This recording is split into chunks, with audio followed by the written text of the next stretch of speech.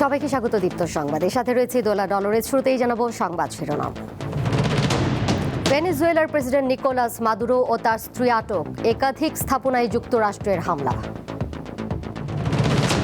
বগুড়া 6 ও ঢাকা 17 আসনে তারেক রহমানের মনোনয়নপত্র বৈধ, ঢাকা 9 বাতিল তাসনিম জারার। ঢাকায় মৌসুমের সর্বনিম্ন তাপমাত্রা 12.5 ডিগ্রি সেলসিয়াস, উত্তরাঞ্চলে বইছে মৃদু শৈত্যপ্রবাহ।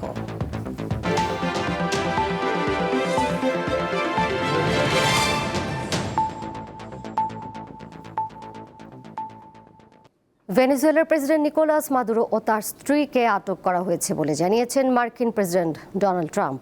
এছাড়া ভেনেজুয়েলায় সামরিক সহ একাধিক স্থাপনায় হামলা চালিয়েছে যুক্তরাষ্ট্র। নিজের সামাজিক যোগাযোগ মাধ্যমে তিনি লিখেছেন, যুক্তরাষ্ট্র সফলভাবে ভেনেজুয়েলা ও তার নেতা প্রেসিডেন্ট নিকোলাস মাদুরোর বিরুদ্ধে ব্যাপক হামলা চালিয়েছে। তাকে তার স্ত্রী সহ আটক করা হয়েছে এবং দেশ থেকে সরিয়ে নেওয়া হয়েছে। এই অভিযান যুক্তরাষ্ট্রের আইন প্রয়োগকারী সংস্থার সহযোগিতায় সম্পন্ন হয়েছে এবং অভিযানের বিস্তারিত ট্রাম্পের বাসভবনে সংবাদ সম্মেলনে জানানো হবে। এদিকে মার্কিন হামলার পর ভেনেজুয়েলা জুড়ে জরুরি অবস্থা জারি করেছে দেশটির সরকার। শুক্রবার দিবাগত রাতে ভেনেজুয়েলায় হামলা শুরু করে মার্কিন বাহিনী। এ সময় রাতভর কারাকাসের বিভিন্ন জায়গায় বোমারু বিমান ওড়ার আওয়াজ এবং একের পর এক বিস্ফোরণের শব্দ শোনা যায়। আন্তর্জাতিক গণমাধ্যমগুলো জানিয়েছে, দেশটির রাজধানীর প্রধান সামরিক ঘাঁটির কয়েকটি স্থাপনায় আগুন ধরেছে এবং সেসব জায়গা থেকে কালো ধোঁয়ার কুণ্ডলী উঠতে দেখা গেছে।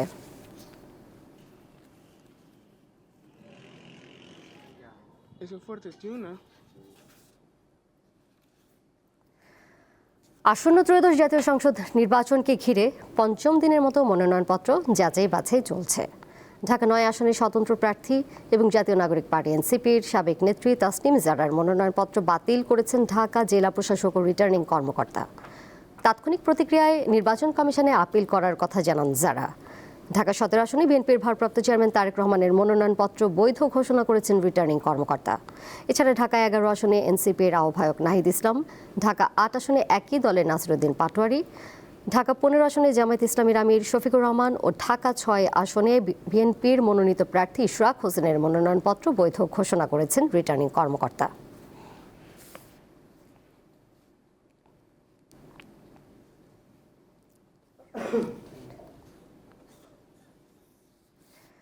বগুড়া 6 আসনে বিএনপির ভারপ্রাপ্ত চেয়ারম্যান তারেক রহমানের মনোনয়নপত্র বৈধ ঘোষণা করেছে নির্বাচন কমিশন। একই আসনে জামায়াত ইসলামীর প্রার্থী আবিদুর রহমান সোহেলের মনোনয়নপত্র বৈধ ঘোষণা করা হয়।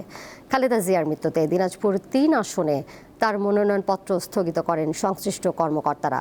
এছাড়া ঠাকুরগাঁও 1 আসনে বিএনপির মহাসচিব মির্জা ফখরুল ইসলাম আলমগীর সহ দাখিল করা 3টি মনোনয়নপত্রের সবটি বৈধ ঘোষণা করা হয়। ঠাকুরগাঁও 2 সংসদীয় আসনে 8টির মধ্যে 6টি মনোনয়নপত্র বৈধ ও 2টি স্থগিত করা হয়েছে। নারায়ণগঞ্জ 1 আসনে মোট 8 জন প্রার্থীর মধ্যে 6 জনের বৈধ ও 2 জনের মনোনয়নপত্র বাতিল ঘোষণা করেন রিটার্নিং কর্মকর্তা। নারায়ণগঞ্জ 2 আসনে 3টি বৈধ, 3টি স্থগিত এবং 4টি বাতিল এবং নারায়ণগঞ্জ 3 আসনে 1 জনের মনোনয়নপত্র বাতিল হয়েছে। শরীয়তপুর 3 আসনে জাতীয় পার্টির প্রার্থী আব্দুল হান্নানের মনোনয়ন বাতিল করা হয়।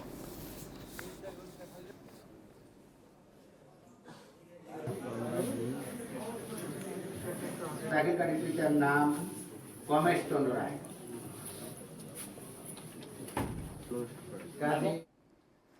বগুড়ায় মনোনয়নপত্র যাচাই বাছাই কার্যক্রম নিয়ে জানাতে যুক্ত রয়েছেন সহকর্মী ববিনুর রহমান। ববিন, জেলায় মোট কয়টি আসন রয়েছে জানাবেন? এখন পর্যন্ত কতজনের প্রার্থিতা বৈধ ঘোষণা করা হয়েছে এবং কতটি মনোনয়নপত্র বাতিল ঘোষণা করা হলো?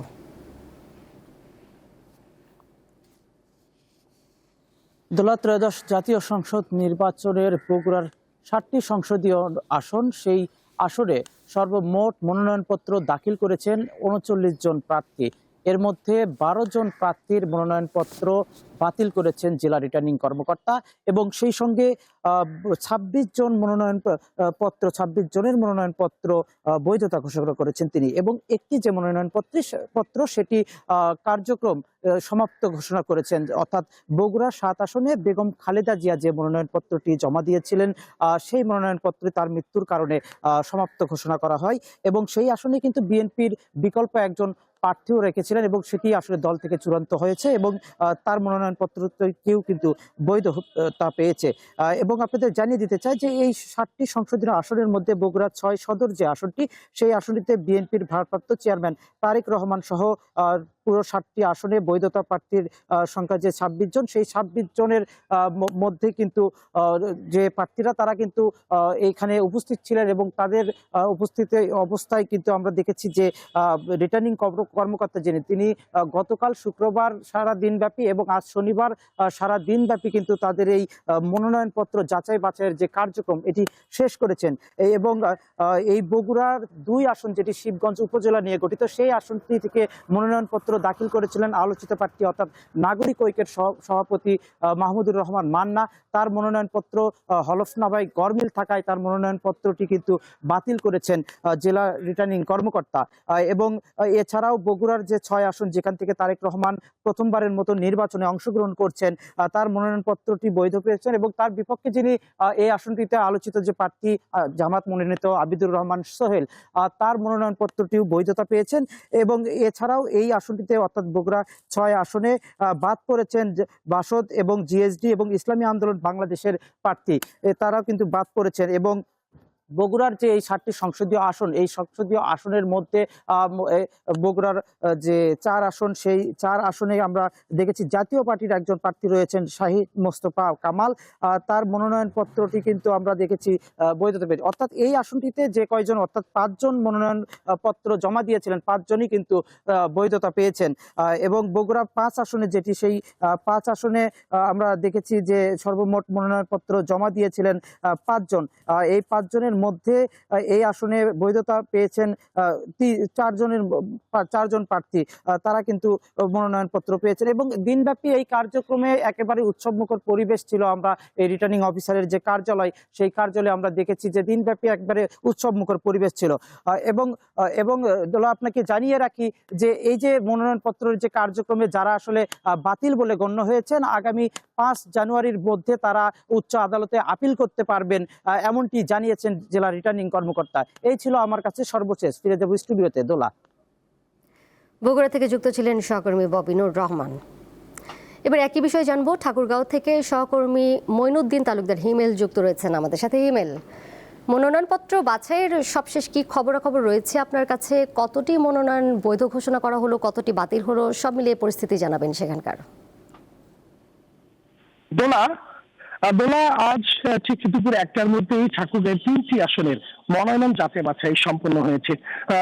আজ ঠাকুরগাঁও রিটার্নিং কর্মকর্তা 3টি আসনের মনোনয়নের বৈধতা বিষয়গুলো নিয়ে ঘোষণা দিয়েছে।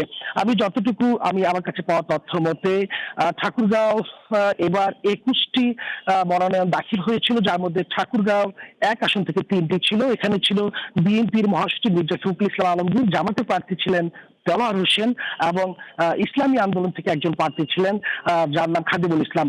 এই 3 জনের মনোনয়নই বৈধ ঘোষণা হয়েছে, যেটা আমরা ঠিক সকাল 11:30 নাগাদ এই বৈধতার ঘোষণাগুলো পেয়েছি।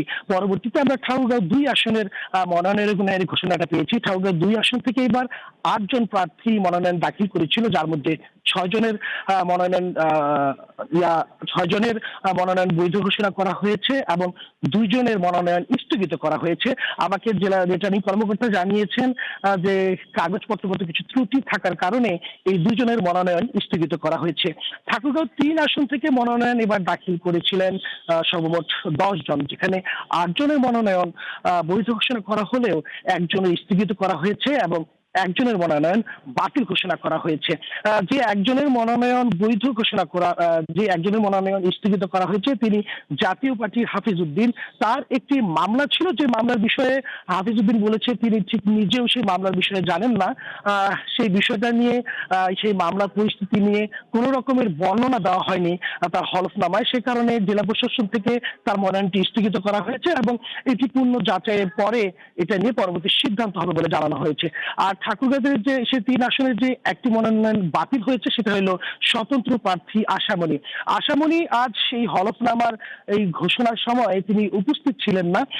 তাকে বাতিল করার যে কারণটি জানিয়েছে ঠাকুরগাঁও রিটার্নিং কর্মকর্তা, যে সেই স্বতন্ত্র প্রার্থী তার মনোনয়নে যে স্বতন্ত্র প্রার্থী তার মনোনয়নে যে 1% স্বতন্ত্র ক্ষেত্রে যে 1% আসলে ভোটারের যে স্বাক্ষরের প্রয়োজন ছিল, সেখানে 10টি স্বাক্ষর যাচাই বাছাই করে ঠাকুরগাঁও রিটার্নিং কর্মকর্তা।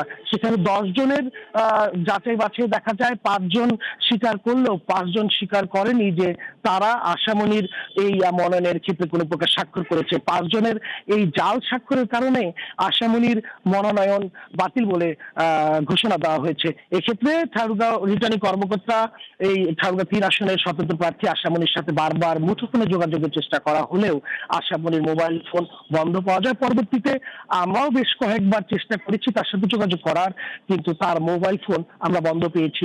এই ছিল ঠাকুরগাঁয়ের মনোনয়নের প্রক্রিয়ার আমার কাছে থাকা সর্বশেষ দোলা। ঠাকুরগাঁও থেকে সরাসরি যুক্ত ছিলেন সহকর্মী মঈনুদ্দিন তালুকদার হিমেল। এবারে জানিয়ে দিব আবহাওয়ার খবর। রাজধানীতে আজ মৌসুমের সর্বনিম্ন 12.5 ডিগ্রি সেলসিয়াস তাপমাত্রা রেকর্ড করা হয়েছে। সকাল থেকে ঢাকার আকাশ ছিল মেঘাচ্ছন্ন, দুপুরের দিকে অবশ্য সূর্যের দেখা মিলেছে। আবহাওয়া অফিস জানিয়েছে শীতের এই প্রকোপ আরও কয়েকদিন থাকবে। প্রচণ্ড ঠান্ডায় নিম্নবিত্ত ও ছিন্নমূল মানুষ বেকায়দায় পড়ছেন। রাজধানীর ব্যস্ততম মিরপুর সড়কে শনিবার সকাল 10টার চিত্র এটি। অন্য সময় এখানে যানজট এড়াতে ট্রাফিক পুলিশকে হিমশিম খেতে হয়। ঘন কুয়াশা আর ঠান্ডার প্রভাব ঢাকার মহাসড়ক থেকে অলিতে গলিতে। ঘন কুয়াশা, হিমেল বাতাস আর কম তাপমাত্রায় বিপর্যস্ত হয়ে পড়েছে নগরীর জনজীবন। শীতের কারণে সবচেয়ে বেশি সমস্যায় পড়েছেন দিনমজুর, রিকশা চালক, ভাসমান ও খোলা আকাশের নিচে থাকা মানুষজন। অনেকে পুরনো কম্বল, মোটা কাপড় কিংবা পলিথিন জড়িয়ে ঠান্ডা থেকে বাঁচার চেষ্টা করেন। ঠান্ডার জন্য দেখা যাচ্ছে আমরা পানিতে নামা লাগতেছে, এর কারণে মানে ঠান্ডা লাগতেছে। ঠান্ডার কারণে অনেক যাত্রী পাওয়া যায় না। অনেকক্ষণ ধরে এখানে বসে আছি, এই বাতাসের কারণে যাত্রী সহজে উঠতে চায় না। ঠান্ডায় খুব কষ্ট হইতেছে, অন্য দিনে থাকে এবারে ঠান্ডা বেশি এই দিন। যে পরিমাণে ঠান্ডা আমরা কিভাবে কি করব, দোকানদারি করতে কষ্ট হয়ে যাচ্ছে। যেমন পানিটা 24 ঘন্টা হাতাইতে হয়, এই ঠান্ডার ভিতরে যদি পানি হাতে আমরা অসুস্থ হয়ে যাই। আবহাওয়া অফিস জানিয়েছে উত্তরের শীতল বাতাসের প্রভাবে রাজধানী সহ দেশের বিভিন্ন অঞ্চলে ঠান্ডার তীব্রতা বেড়েছে। আজকে সর্বনিম্ন তাপমাত্রা হচ্ছে 12.5 ডিগ্রি এবং এটা এই মৌসুমের কিন্তু সর্বনিম্ন তাপমাত্রা ঢাকার জন্য। এটা মূলত আসলে কুয়াশার জন্য, তার কারণ ডিসেম্বর মাসে যে দেশের বিশেষ উত্তরের জেলাগুলোতে কুয়াশার জন্য শীতটা বেশি অনুভূত হয়েছে এবং এই শীতের সময়টা আসলে যদি কুয়াশার পরিমাণটা বেশি থাকে সেক্ষেত্রে কিন্তু আর শীতের তীব্রতাটা বেশি অনুভূত হয়। তাপমাত্রা কখন বাড়তে পারে এবং বর্তমান অবস্থা কতদিন থাকবে জানালেন এই কর্মকর্তা। এই অবস্থাটা আগামী 4-5 দিন অব্যাহত থাকবে, অর্থাৎ সামান্য পরিবর্তনের মধ্যে দিয়ে এরকমই থাকবে, হয়তো কখনো কিছুটা কম কিছুটা বেশি, তবে উল্লেখযোগ্য পরিবর্তনের সম্ভাবনা আপাতত নেই। শনিবার সকালে সিরাজগঞ্জে দেশের সর্বনিম্ন 9 ডিগ্রি সেলসিয়াস তাপমাত্রা রেকর্ড করা হয়েছে। মাহিদুর রহমান, দীপ্ত সংবাদ, ঢাকা। এবারে কেওয়াস্টিল চট্টগ্রাম সংবাদ।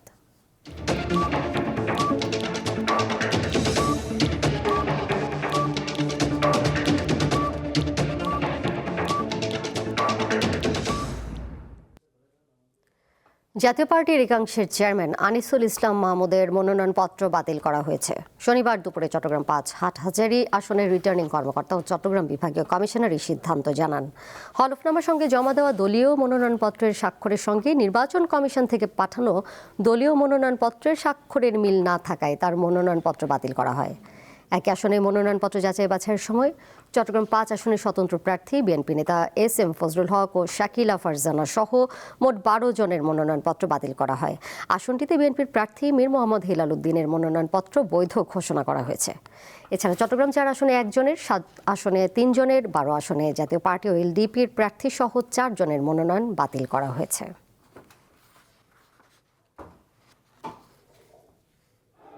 নির্বাচনকে ঘিরে পরাজিত শক্তি বাধা তৈরি করতে পারে, কিন্তু সেগুলো অতিক্রম করে সুষ্ঠু নির্বাচনের লক্ষ্যে এগিয়ে যেতে হবে বলে মন্তব্য করেছেন বন ও পরিবেশ উপদেষ্টা সৈয়দা রিজওয়ানা হাসান।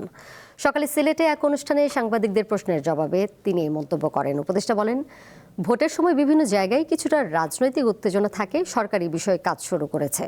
বিভিন্ন গণমাধ্যমে হামলা ও মব বিষয়ে অপর এক প্রশ্নের জবাবে রিজওয়ানা হাসান বলেন, এই আতঙ্ক তৈরি করছে পরাজিত শক্তি। গণ অভ্যুত্থানের মাধ্যমে যেহেতু সেই অপশক্তিকে প্রতিহত করা গেছে, বাকি চ্যালেঞ্জগুলো সরকার মোকাবেলা করতে পারবে। আতঙ্কের পরিবেশটা আমরা সরিয়ে দিতে পারি। এই আতঙ্কটা কেন তৈরি করা হচ্ছে, আতঙ্কটা কারা তৈরি করছে, গভীরে গিয়ে দেখবেন সেই পরাজিত শক্তিই করছে। তো তাদেরকে যদি আমরা একটা গণ অভ্যুত্থানের মাধ্যমে সরিয়ে দিতে পারি, বাকি চ্যালেঞ্জগুলো আশা করি আমরা মোকাবেলা করতে পারবো। প্রযুক্তি ও মমতায়, কল্যাণ ও সমতায়, এই প্রতিপাদ্যকে সামনে রেখে নানা আয়োজনে পালিত হয়েছে জাতীয় সমাজসেবা দিবস। সকালে পটুয়াখালীর কলাপাড়া উপজেলা প্রশাসন ও উপজেলা সমাজসেবা কার্যালয়ের আয়োজনে একটি র্যালি বের করা হয়। র্যালিটি পৌর শহরের প্রধান সড়ক ঘুরে শেষ হওয়ার পর উপজেলা পরিষদ হলরুমে আলোচনার আয়োজন করা হয়। সভায় বক্তারা বলেন, সমাজসেবার মাধ্যমে পিছিয়ে পড়া ও সুবিধা বঞ্চিত মানুষের জীবনমান উন্নয়ন সম্ভব। সকালে কুড়িগ্রাম জেলা প্রশাসক কার্যালয়ের স্বপ্নকুড়ি মিলনায়তনে আত্ম অনুসন্ধান সভা অনুষ্ঠিত হয়। পরে বিভাগীয় কর্মদক্ষতা ও ভালো কাজের জন্য মোট 10 জন কর্মকর্তা ও কর্মচারীকে পুরস্কৃত করা হয়। দীপ্ত টিভিতে শুরু হচ্ছে নতুন মেগা ধারাবাহিক পরম্পরা। এক ঝাঁক তারকা শিল্পী ও দীপ্ত স্টার হান্টের প্রতিযোগীদের অংশগ্রহণে আজ থেকে নাটকটির প্রচার শুরু হচ্ছে। এতে তুলে ধরা হয়েছে বর্তমান সময়ের বাস্তবতা।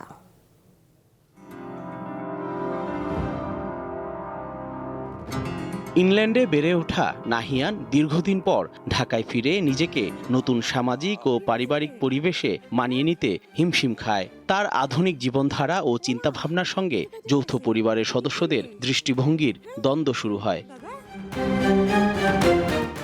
পরিবারের 3 প্রজন্মের ভালোবাসা, মতের অমিল, মানিয়ে নেওয়ার চেষ্টা, টানাপোড়েন এবং সম্পর্কের গভীরতা ধীরে ধীরে গল্পকে নিয়ে যায় নানা আবেগী মোড়ে।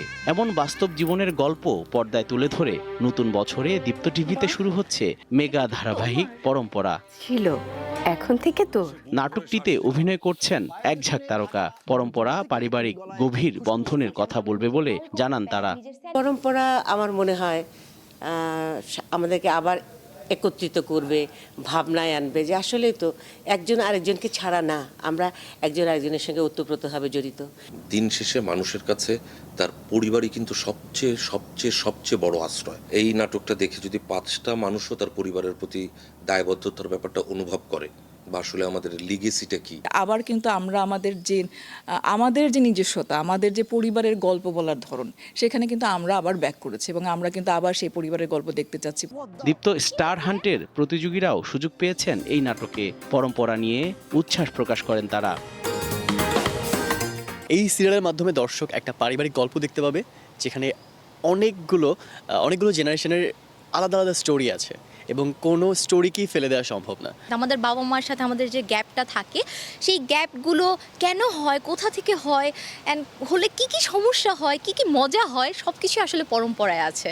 পরম্পরা পরিবার ও সম্পর্কের কথা বলবে, যা নতুন বছরে দর্শকরা বেশ উপভোগ করবে বলে মনে করেন এর নির্মাতা।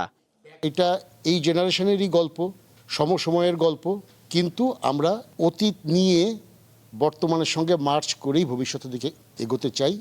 ঠিক এই উদ্দেশ্যেই আমার এই পরম্পরা নাটকটির প্রতি ব্যক্তিগতভাবে আমার অধিক আগ্রহ। 3 জানুয়ারি শুরু হবে এই ধারাবাহিক। শনিবার থেকে বৃহস্পতিবার প্রতিদিন রাত 9:30টায় দীপ্ত টিভি, দীপ্ত প্লে ও দীপ্ত টিভির ডিজিটাল প্ল্যাটফর্মে দেখা যাবে পরম্পরা। আগে খেয়ে নে, দেরি হয়ে যাচ্ছে।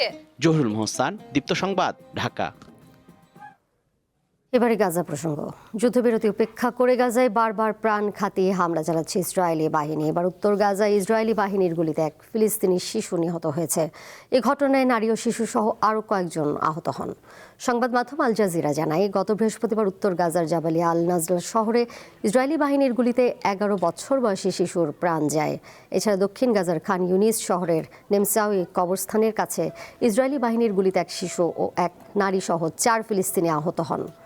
গাজার সরকারি মিডিয়া অফিস জানিয়েছে, গত 10 অক্টোবর যুদ্ধবিরতি কার্যকর হওয়ার পর থেকে এ পর্যন্ত ইসরায়েলি হামলায় অন্তত 416 জন ফিলিস্তিনি নিহত হয়েছেন। খেলার খবর। বাংলাদেশের তারকা পেসার মোস্তাফিজুর রহমানকে আইপিএল থেকে বাদ দিয়েছে কলকাতা নাইট রাইডার্স। ভারতীয় ক্রিকেট বোর্ডের নির্দেশে আজ এই সিদ্ধান্ত নিয়েছে তারা, তবে ঠিক কী কারণে এই নির্দেশ তা নিশ্চিত হওয়া যায়নি। বাংলাদেশে ধর্মীয় সংখ্যালঘু নির্যাতনের অভিযোগ বিষয়ে ভারতের বিভিন্ন মহলে প্রতিক্রিয়া হচ্ছে বলে জানিয়েছে সে দেশের গণমাধ্যম। বাংলাদেশ থেকে 7 খেলোয়াড়ের নাম ছিল গত মাসে অনুষ্ঠিত আইপিএল এর নিলামে, তবে শুধু দল পান মোস্তাফিজুর রহমান। 9 কোটি 20 লাখ রুপিতে তাকে কেনে শাহরুখ খানের কলকাতা নাইট রাইডার্স। ভারতের এই ফ্র্যাঞ্চাইজি লিগে কোনো বাংলাদেশি ক্রিকেটারের এটাই সর্বোচ্চ দামে বিক্রি হওয়ার রেকর্ড। এরপর থেকেই বাংলাদেশের ক্রিকেট প্রেমীরা আইপিএল এর নতুন মৌসুমে কাটার মাস্টারকে দেখার অপেক্ষায় আছেন, কিন্তু না, মাঠে দেখা যাবে না তাকে। আইপিএলে বাংলাদেশের তারকা পেসার মোস্তাফিজকে দল থেকে বাদ দিতে কেকেআর কর্তৃপক্ষকে নির্দেশ দিয়েছে ভারতীয় ক্রিকেট কন্ট্রোল বোর্ড বিসিসিআই। শনিবার বিসিসিআই সচিব দেবজিৎ সাইকিয়া সংবাদ সংস্থা এএনআই-কে এই সিদ্ধান্তের কথা নিশ্চিত করেছেন। সচিব জানান, বর্তমান সামগ্রিক পরিস্থিতি প্রেক্ষাপটে বোর্ড এই সিদ্ধান্ত নিয়েছে। ভারতের সংবাদ মাধ্যম জানিয়েছে, বাংলাদেশের ধর্মীয় সংখ্যালঘুদের বিরুদ্ধে সহিংস ঘটনার খবর সামনে আসার পর কলকাতা নাইট রাইডার্সের সঙ্গে মোস্তাফিজের চুক্তি ঘিরে বিতর্ক তৈরি হয়েছে। এরই পরিপ্রেক্ষিতে 2026 আইপিএলে মোস্তাফিজের অংশগ্রহণ নিয়েও প্রশ্ন তুলেছে অনেকে। আইপিএলে নতুন মৌসুমের জন্য মোস্তাফিজকে দলে নেওয়ায় কলকাতা নাইট রাইডার্সের মালিক ও বলিউড মেগাস্টার শাহরুখ খানের উপর চড়াও হয়েছেন উত্তরপ্রদেশের বিজেপি নেতা সঙ্গীত সোম। বাংলাদেশি ক্রিকেটারকে দলে নেওয়ায় শাহরুখকে দেশদ্রোহী হিসেবে অভিহিত করেছেন তিনি। তাকে সমর্থন দিয়েছেন বিজেপির আরেক নেতা অর্জুন সিং। তবে এ ধরনের মন্তব্যের তীব্র নিন্দা জানিয়েছেন উত্তরপ্রদেশে বিরোধী দলীয় নেতা মাতা প্রসাদ পান্ডে। কংগ্রেস নেতা সুরিন্দর রাজপুতও একে সংকীর্ণ রাজনীতি বলে উল্লেখ করেছেন। ভারতের বার্তা সংস্থা IANS জানিয়েছে, ভারত সরকার এখনও বাংলাদেশে কোনো খেলোয়াড়ের আইপিএলে অংশ নেওয়ার বন্ধের নির্দেশ দেয়নি। 2024 সালে 5 আগস্ট গণ অভ্যুত্থানে শেখ হাসিনা সরকারের পতনের পর ঢাকা দিল্লি সম্পর্কে টানাপোড়েন সৃষ্টি হয়। মোহাম্মদ হাসিব, দীপ্ত স্পোর্টস। বাংলাদেশ দলের ফুটবল তারকা দেওয়ান হামজা চৌধুরীর উদ্যোগে শীতবস্ত্র বিতরণ করা হয়েছে। শনিবার দুপুরে তার গ্রামের বাড়ি বাহুবল উপজেলার স্নাকহাট গ্রামে 3 শতাধিক দরিদ্র ও অসহায় মানুষের মাঝে শীতবস্ত্র তুলে দেন পরিবারের সদস্যরা। এ সময় হবিগঞ্জ প্রেস ক্লাবের সাবেক সভাপতি রাসেল চৌধুরী উপস্থিত ছিলেন। হামজার পরিবার জানায়, প্রতি বছরের মতো এবারও দরিদ্রদের মাঝে শীতবস্ত্র বিতরণ করা হয়েছে। এছাড়া তিনি দীর্ঘদিন ধরে গ্রামের বাড়িতে একটি এতিমখানা পরিচালনা করছেন হামজা চৌধুরী।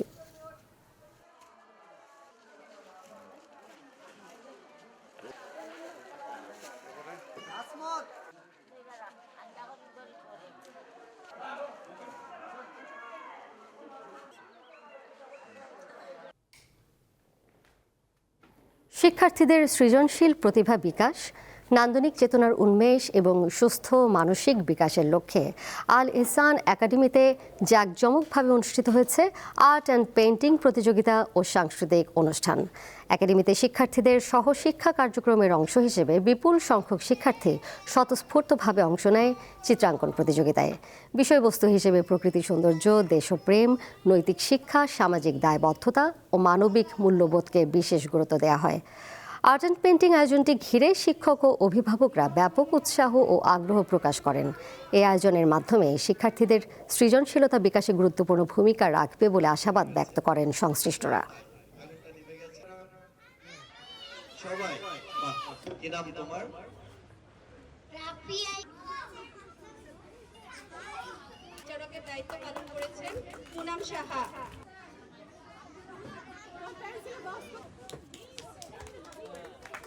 আপনাদের সুস্বাস্থ্য কামনা করছি, আপনাদের সুন্দর